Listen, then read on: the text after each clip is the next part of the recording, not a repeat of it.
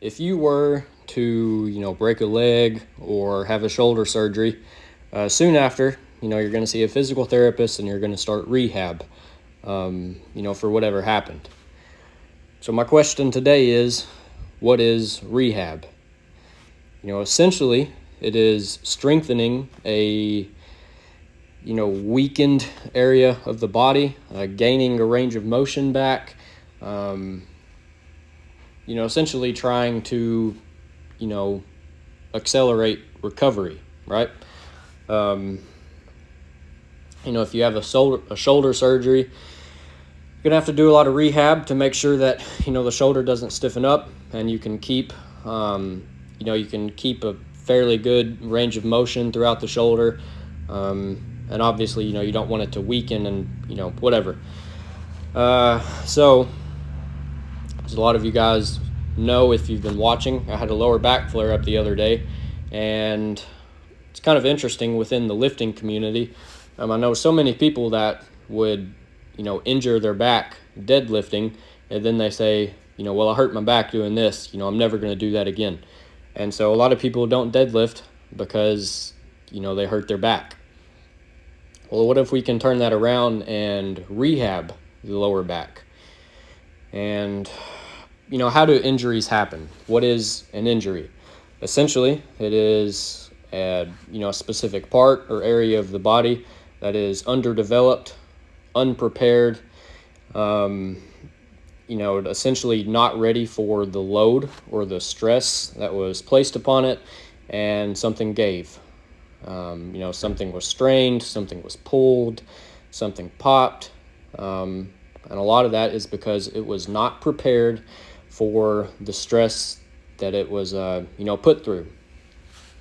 So we take that back to the deadlift, and, how do we prevent a lower back injury from happening within the deadlift? Well, for one thing, I'm going to start doing these Jefferson curls here to really stretch the lower back, put it into some pretty nasty positions, and start doing some RDLs here to lengthen out the hamstrings and the glutes. Just put everything in a loaded and stretched position. Because if we want to prevent injuries, we really need to, train in every range of motion that we can. Because if you only move in, 3 different planes, what's going to happen when you're placed in the 4th or 5th plane? How's your body going to react to that? It's not always good because you're sort of unprepared for those certain ranges of motions and those positions because you haven't trained them. So how are these, Jefferson deadlifts or Jefferson curls and whatnot going to affect me? I'm not real sure, and, I don't know that I would totally recommend them to you guys if this is your first time watching me. But, through Knees Over Toes guy, Ben Patrick, and there's another guy on Instagram, maybe Range of Strength, or, I think it's Range of Strength, something like that. They are big promoters of Jefferson curls. And, back in the past, I did injure my lower back while deadlifting. And it's funny enough, several months later, deadlifting had made my back feel better than it ever had. Given I was doing, very light stuff, I was helping a farmer pick pumpkins. And so I was doing hundreds and hundreds of deadlifts with a 10-pound pumpkin. Lean down, cut it, pick it up, load it into the truck, fill up an entire truck bed, take it back to the barn, wash it off. We'll take it back to his house, unload them, clean them off, load them back up into the bed of the truck, and then, take them up to the barn and unload them all onto a pallet again. And so I was putting in hundreds of, 10-pound deadlifts, and my lower back had felt amazing.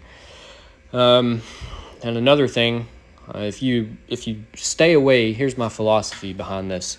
If you stay away from deadlifts and never attempt to train them, what's going to happen when you are eventually forced to deadlift? Because me personally, in, my job, I'm an apprentice electrician. I'm forced to deadlift nearly every single day. I've got to lean down and pick stuff up, pick material up. A lot of times I'm leaning over counters, or I may be leaning over boxes trying to pick stuff up. Leaning over chairs, or leaning over the toolbox on the truck. All of these different things are very unorthodox positions. All the weight is way out in front of you the majority of the time. And if I'm going to be doing deadlifting a crap ton at work, it only makes sense that I better get pretty good at it. And I might as well start training some of those less advantageous positions, if that makes any sense. Because I can guarantee you tomorrow that I'll be placed in a less than ideal position that I've got to exert force out of. So anyways, that's why I was out here doing some of this today. I didn't go very heavy, just sets of 135, trying to get some blood into the lower back, some stretching. I've done some seated good mornings today as well, and done some hip flexor stretching and some dead hangs and all of that good stuff. So with that being said, I hope you guys have enjoyed this video. Let me know what you think. I'm interested to hear your guys' thoughts on this. So I appreciate you watching, and I'll catch you tomorrow.